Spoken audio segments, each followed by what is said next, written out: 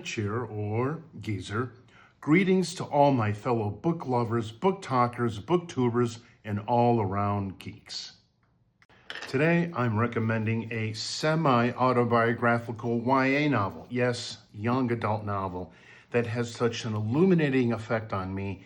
It showed me how I could finally revise my own novel that took me 20 years to write.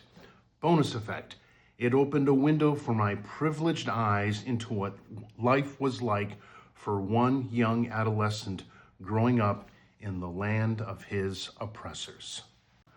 I'm talking about The Absolutely True Diary of a Part-Time Indian by Sherman Alexie, banned in countless of times before it won the National Book Award, published in 2007.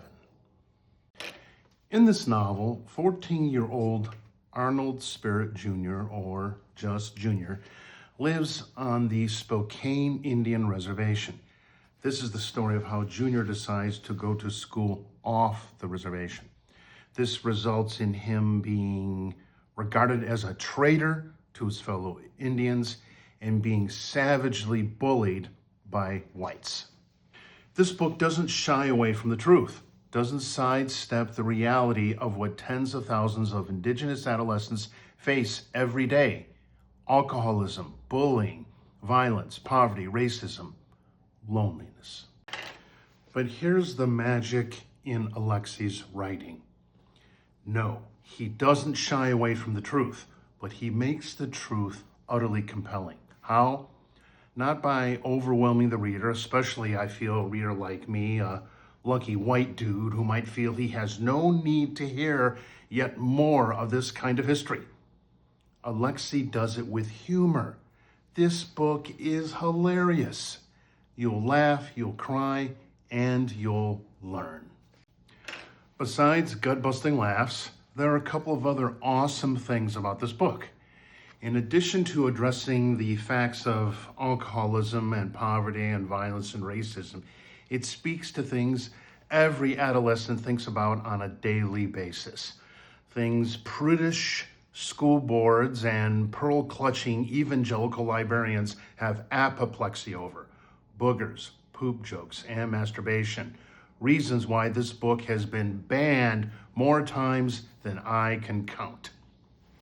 And it includes dozens of fabulous illustrations by Alexie's collaborator, Ellen Forney. For example, comparing it to my novel, you can see I took a page out of Alexie's playbook. That is, use humor and visual aids to convey your messages about social justice. Here's an example. And this. And so it inspired my book. And this. So all of this circles us around to the start of my talk. How this book helped me solve some of my writing struggles, but it did much more than that. It helped pry open my white boy eyes when I was least expecting it. Yes, this little YA novel became a gateway portal, if you will, to my teaching myself about the major part of American history that so many schools leave out. Here are some of the amazing, illuminating, and heartbreaking books that now populate my collection. This is a solid history right here.